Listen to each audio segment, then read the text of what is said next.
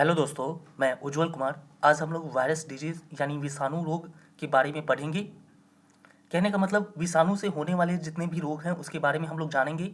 ठीक है, तो बात करते हैं। यह जो टॉपिक है, सभी प्रकार के वनडे एग्जाम में प्रश्न पूछे जाते हैं इस टॉपिक से, तो आप लोग इसको अच्छे से सुनिएगा और देखिएगा। तो चलिए देखते हैं। हम लोग बात करें वायरस की यानी विषाणु की बात करें तो इसके अंदर कोई सेल नहीं होती है।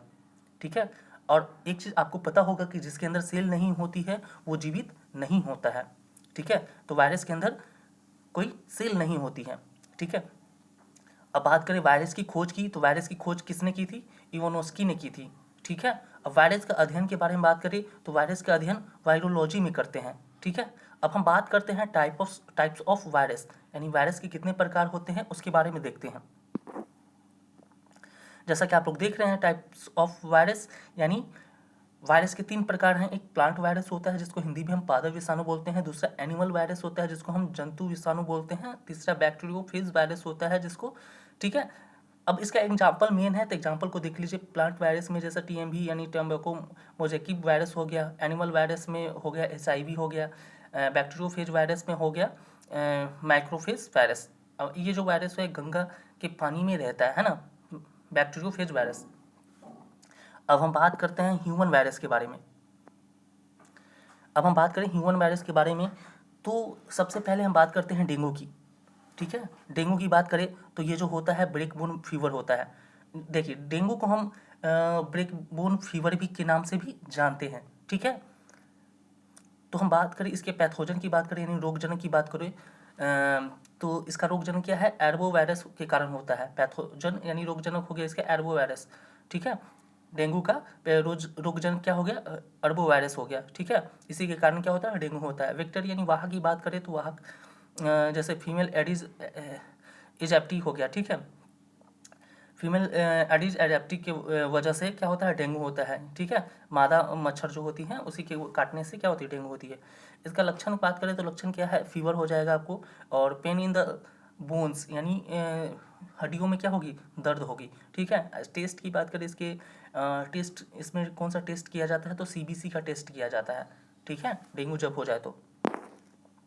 अब दूसरे नंबर पर हम बात करते हैं चिकन पॉक्स की, जिसका हिंदी होता है छोटी माता। और तीसरे नंबर पर बात करें स्मॉल पॉक्स, जिसका हिंदी होता है चेचक। ठीक है, कंफ्यूज आप नहीं होगी कि स्मॉल पॉक्स है तो इसका छोटी माता हो जाएगा और चिकन पॉक्स है तो इसका चेचक हो जाएगा। तो ऐसे कंफ्यूज नहीं हो। चिकन पॉक्स का हिंदी होता है छोटी माता। ठीक है, स्मॉल पॉक्स का हिंदी होता है चेचक।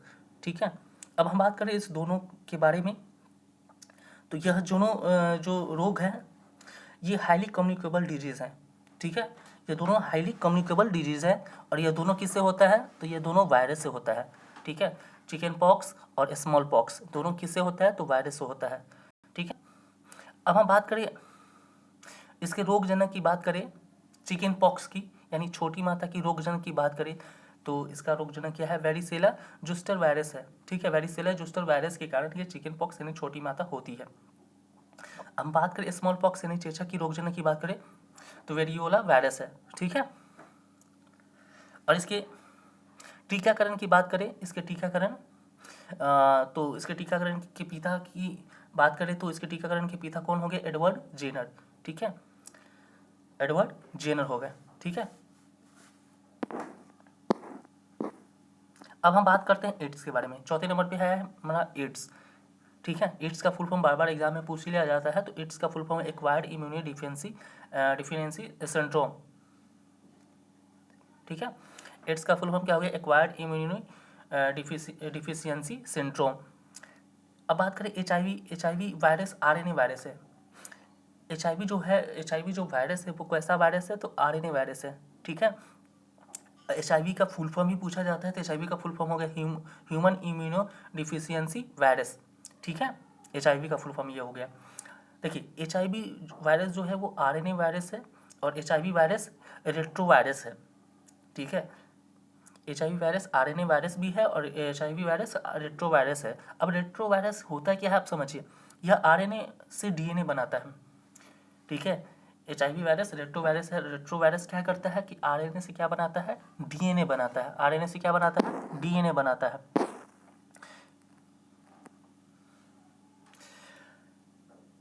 और यह जो है CD4 यानी टी लिम्फोसाइट में होता है, ठीक है। टी लिम्फोसाइट यानी WBC जो होता है हमारा ब्लड में, उसमें होता है, ठीक है। इसके टेस्ट की बात करें तो इसका टेस्ट इलिसा टेस्ट होता है जो प्राइमरी टेस्ट है, और एक और टेस्ट होता है वेस्टर्न ब्लोटिंग टेस्ट, ठीक है।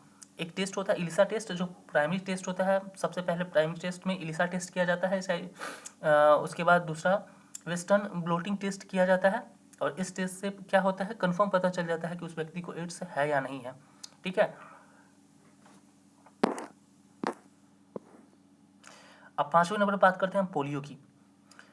पोलियो की बात करें तो यह पोलियो वायरस के कारण होता है। पोलियो जो होता है यह पोलियो वायरस के कारण होता है। इसका वाहक की बात करें तो फूड वाटर से होता है, ठीक है, ठीक है। वाहक की बात करें तो यह फूड वाटर से होता है, ठीक है, भोजन से, पानी से, इन सब चीज़ों से पोलियो हो सकता है ना। और इसमें बात करें तो यह बैकबोन को टेढ़ी कर देता है। हमारे पीछे की हड्डी होती है, बैकबोन होती है, तो उसको क्या कर देता है, ये टेढ़ा कर देता है, ठीक है। यानी बोन्स क्या हो जाती है, मुड़ जाती है, ठीक है। अगर हम बात करें 24 अक्टूबर को क्या क्या होता है, तो पोलियो डे मनाया जाता है। 24 अक्टूबर को क्या किया जाता है, तो पोलियो डे मनाया जाता है। तो पोलियो डे कब मनाया जाता है, 24 अक्टूबर को। अब हम बात करें इसके वैक्सीन की बात करें तो इसमें वैक्सीन कौन कौन सा लगता है इसके बारे में देख लेते हैं थोड़ा सा। तो वैक्सीन की बात करें तो IPV यानी इनएक्टिवेटेड पोलियो वैक्सीन लगता है, ठीक है, और OPV यानी ओरल पोलियो वैक्सीन लगता है, ठीक है। इसमें ये वैक्सीन लगता है कब, पोलियो जब हो जाए तो। अब बात करें IPV, इसे जॉन साल्किन ने बनाई थी। IPV जो वैक्सीन है इसको किसने बनाई थी, तो जॉन साल्किन बनाई थी। और OPV जो वैक्सीन है इसे किसे, अल्बर्ट सेबिन ने बनाई थी, ठीक है। चलिए 6ठे नंबर पे हम बात करते हैं हेपेटाइटिस डिजीज की। किसकी, हेपेटाइटिस डिजीज की बात करते हैं, यानी हेपेटाइटिस टोक की बात करते हैं। तो यह क्या होता है इसमें देखते हैं जरा सा। इसमें लीवर यानी यकृत प्रभावित होती है। इसमें क्या होती है, लीवर यानी यकृत प्रभावित होती है, और इसमें सूजन हो जाती है, ठीक है, इसमें सूजन हो जाती है, ठीक है, कहाँ, लीवर में। अब बात करें यह 5 प्रकार का होता है। हेपेटाइटिस डिजीज जो होता है, हेपेटाइटिस रोग जो होता है, यह 5 प्रकार का होता है, जैसे hepatitis A, hepatitis B, hepatitis C, hepatitis D और हेपेटाइटिस E, ठीक है। ये 5 प्रकार का होता है। और प्रभावित कौन सा अंग होता है इसमें, तो लीवर यानी यकृत प्रभावित होता है। इन चीज़ों को आप ध्यान में रखेंगे। 7 नंबर बात करें रेबीज की। अब इसका रोगजनक जो है,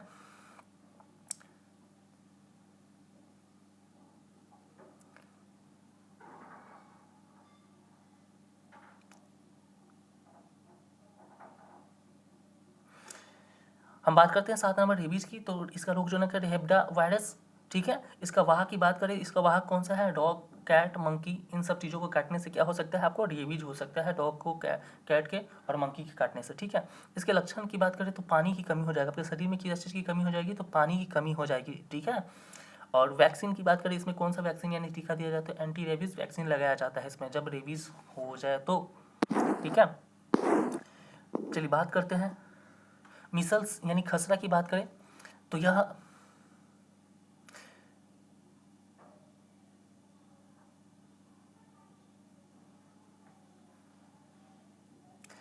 मिसल्स की बात करें यानी खसरा की बात करें तो यह मोबिली वायरस यानी यह रूबोला वायरस के कारण होता है, ठीक है। इसमें क्या होता है, तो इसमें स्किन इन्फेक्शन होती है। खसरा जब हो जाए यानी मिसल्स हो जाए तो इसमें क्या हो जाता है, स्किन इन्फेक्शन होती है। और इसमें बात करें वैक्सीन की यानी टीका की बात करें तो कौन सा टीका लगता है, वैक्सीन लगता है तो MAR लगता है जो ट्रिपल एंटीजन वैक्सीन होता है। एम का पहले एम का मतलब मिसल्स हो जाता है, दूसरे एम का मम्प्स हो जाता है, और का रूबेला हो जाता है। तो तीन डिजीज यानी बीमारियों में यह टीका लगाया जाता है, ठीक है। चलिए हम बात करें 9वें नंबर पे। तो 9वें नंबर पे हमारा है हर्पेस यानी हर्पिस, जिसको बोलते हैं हर्पिस रोग। अब ये होता क्या है जरा देख लेते हैं। तो यह HSV यानी हर्पेस सिम्प्लेक्स वायरस के कारण होता है, ठीक है। यह किस वायरस के कारण होता है, HSV यानी हर्पेस सिम्प्लेक्स वायरस के कारण होता है। और इसका वाहक की बात करें तो फूड हो गया, वाटर हो गया, एयर हो गया, इन सभी चीज़ों के माध्यम से हर्पिस रोग होता है। 10वें नंबर पर बात करते हैं मम्प्स यानी मम्प्स को कहते हैं गलसुआ रोग। 10वें नंबर पे कौन सा है, मम्प्स यानी जिसको हम बोलते हैं गलसुआ रोग। यह जो है प्रामैक्सियो वायरस के कारण होता है, ठीक है। और यह माउथ में इन्फेक्शन करता है। मम्प्स जो गलसुआ रोग होता है ये कहाँ इन्फेक्शन करता है, तो माउथ में इन्फेक्शन करता है। इन चीज़ों का ध्यान से देखेंगे। अब 11 नंबर बात करते हैं इबोला फ्लू। इबोला फ्लू, अब यह होता क्या है, तो यह इबोला वायरस के कारण होता है। इबोला फ्लू जो होता है इबोला वायरस के कारण होता है और यह चमगादड़ से फैलता है। ये इंपॉर्टेंट है। इबोला फ्लू किससे फैलता है, तो किससे फैलता है, तो चमगादड़ से फैलता है इबोला फ्लू। ठीक है। 12 नंबर बात करें तो 12 नंबर हमारा आता है निपाह फ्लू।